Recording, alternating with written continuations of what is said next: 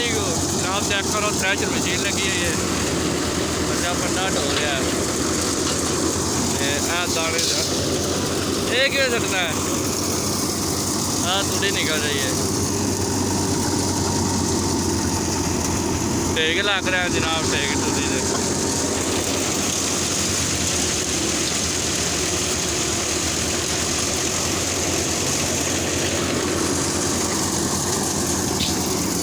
उधर सट दाने सट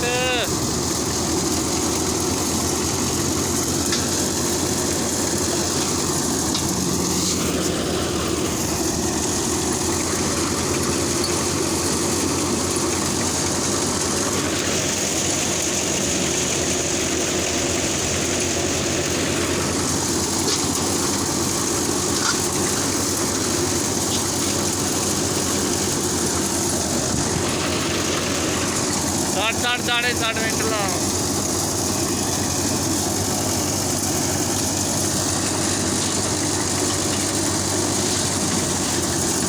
इंजना 60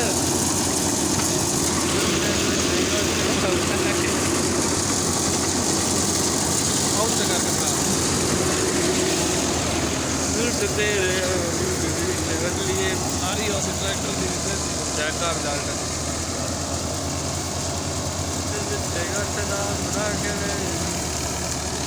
पानी तेरी नहीं बढ़ रही पानी चुकता पता लग रहा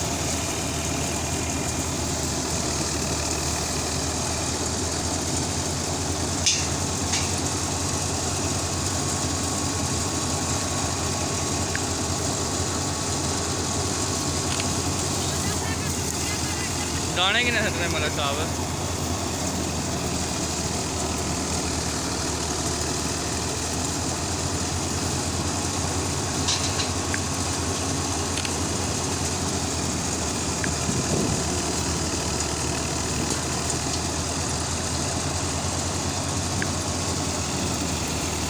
और आ गया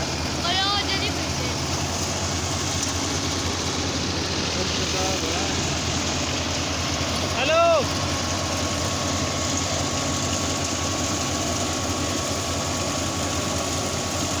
क्यों वीडियो बन रही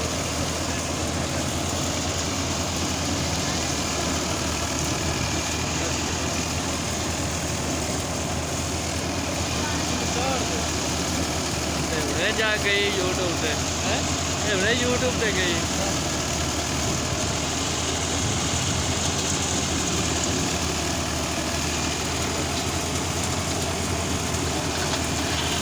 टायर तुम सारे नवे पवाए जे